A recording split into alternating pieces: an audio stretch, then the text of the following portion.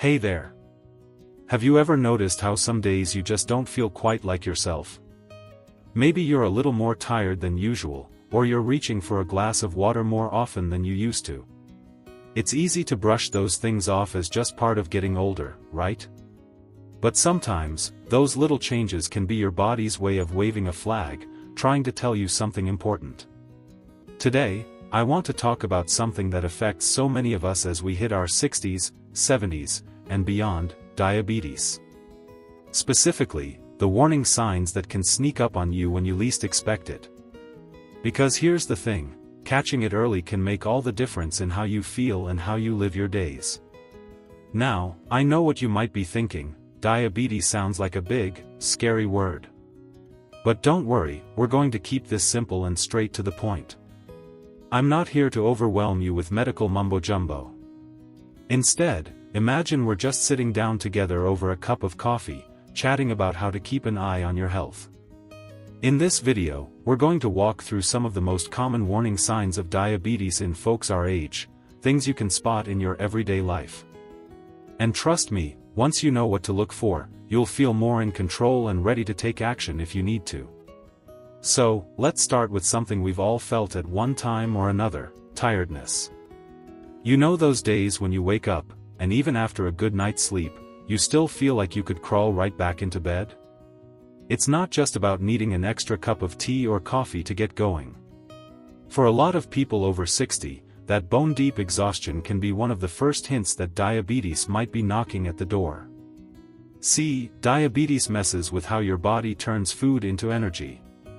When your blood sugar levels are out of whack, it's like your body's engine isn't firing on all cylinders.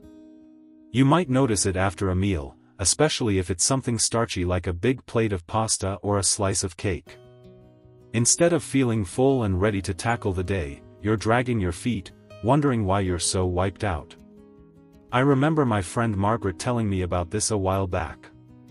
She's 68, loves her gardening, and always had plenty of pep in her step. But she started noticing she'd sit down after lunch and just couldn't get back up to tend her roses. She'd say, "I don't know what's wrong with me, I used to be out there all afternoon." Turns out, that tiredness was her body's way of saying something wasn't quite right. After a quick check with her doctor, she found out her blood sugar was higher than it should be. The good news? She made some small tweaks, cut back on the sweets, started walking a bit more, and she's back to her old self, pruning those bushes like a pro. But it's not just about feeling tired. Another thing to keep an eye on is how thirsty you've been lately. I'm not talking about wanting a sip of water on a hot day, that's normal. I mean that kind of thirst where your mouth feels like a desert, no matter how much you drink. You might find yourself getting up in the middle of the night, parched, or keeping a glass by your side all day long. That's because when your blood sugar's too high, your body tries to flush it out through your kidneys, and that means you're losing more water than usual. It's like your system's working overtime, and you're left feeling like you can't catch up. My neighbor Tom noticed this a couple of years ago. He's 72, still plays cards with the guys every Thursday, and he'd always been pretty active.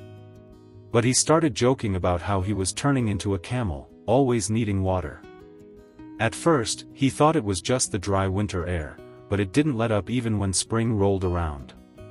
When he mentioned it to his doctor, they did a simple test and found out diabetes was the culprit. It was a wake-up call, but it also gave him a chance to get ahead of it before things got worse. And speaking of water, that brings us to another sign that's easy to miss: needing to run to the bathroom more often than you used to. If you're finding yourself up at night more than once, or you're planning your errands around where the nearest restroom is, it might not just be your bladder acting up.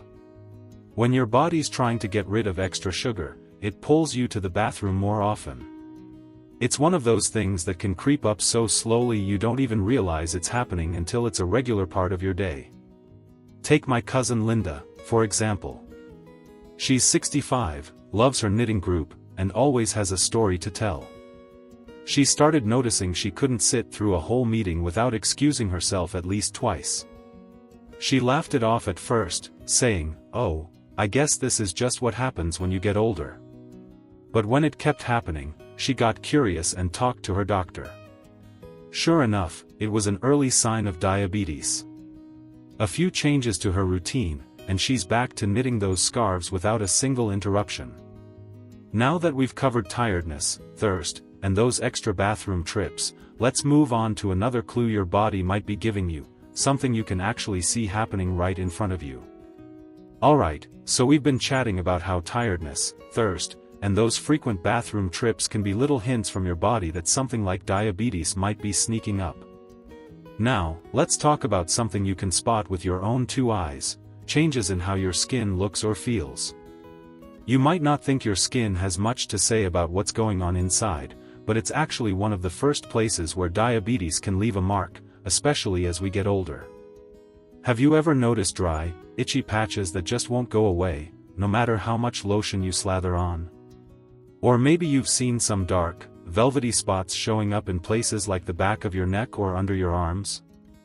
That's not just a random annoyance, it could be your body waving another flag. When blood sugar levels stay high for too long, it can dry out your skin and even change how it looks. Those dark patches, in particular, have a fancy name, acanthosis nigricans, but all you need to know is they're a sign your body might be struggling to handle sugar the way it should. I've got a story about this one. My old friend Doris, she's 71 and still bakes the best apple pies you've ever tasted. A while back, she started complaining about how her skin felt like sandpaper, especially around her elbows and knees. She'd say, "I don't know what's going on, I've been using cream like it's my job." Then she noticed those dark spots creeping up on her neck, and it bothered her enough to mention it at her next checkup. Her doctor took one look and suggested a blood sugar test. Sure enough, diabetes was behind it. Doris wasn't thrilled at first, but she started watching her diet a bit closer: fewer pie tastings, more veggies, and those patches lightened up over time. And it's not just about how your skin looks, it's about how it heals, too. If you've got a cut or a scrape that's taking forever to close up, that's another thing to pay attention to. As we age, healing slows down a little anyway, but diabetes can make it even worse. Your body needs sugar levels in check to fight off infections and mend itself properly. So if that little nick from pruning the roses is still hanging around weeks later, or if it's getting red and sore instead of better, it might be more than just bad luck. I saw this with my brother-in-law, Jim. He's 67, loves tinkering in his garage, and he's always got some project going. A couple of years ago, he scratched his hand on a rusty nail and figured it'd heal up like always. But it didn't. It got swollen, and even after a week, it looked worse instead of better. He's stubborn as a mule, so it took some nudging to get him to the doctor. When they checked him out, they found his blood sugar was sky high, higher than he ever expected. It was a shock, but it explained why his body wasn't bouncing back the way it used to. With some help from his doctor, he got it under control, and now he's back to fixing up that old car of his. Now, while we're on the topic of what you can see, let's shift to something else that might catch your eye, or rather, make it harder to see. Have you ever had moments where your vision gets a little fuzzy, like someone turned down the focus knob on your glasses? Maybe it's just for a day or two, and then it clears up, so you don't think much of it. But if that blurriness keeps coming and going, it could be tied to diabetes. High blood sugar can mess with the tiny blood vessels in your eyes, and it can even make the lenses swell up a bit, throwing things out of whack.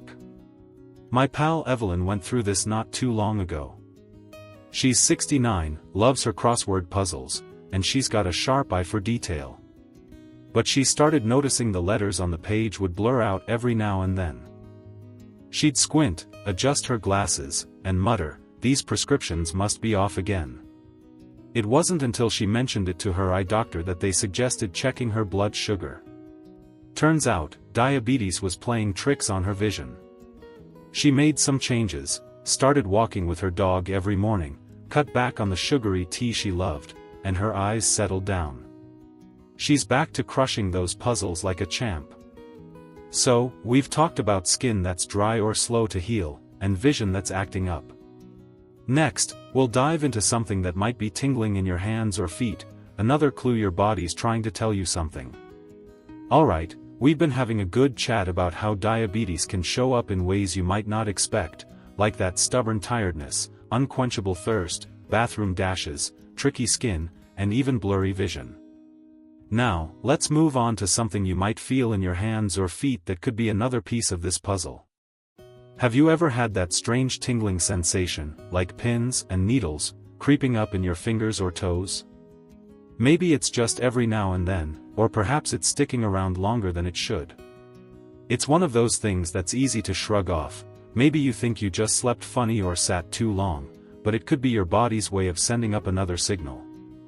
That tingling, or even a bit of numbness, happens because high blood sugar can start to play havoc with your nerves, especially as we get older.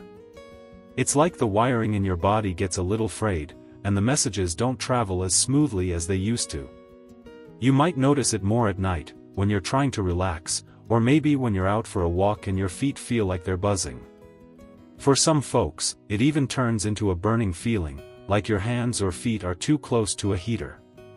I've got a friend, Ray, who's 73 and still loves fishing down at the lake.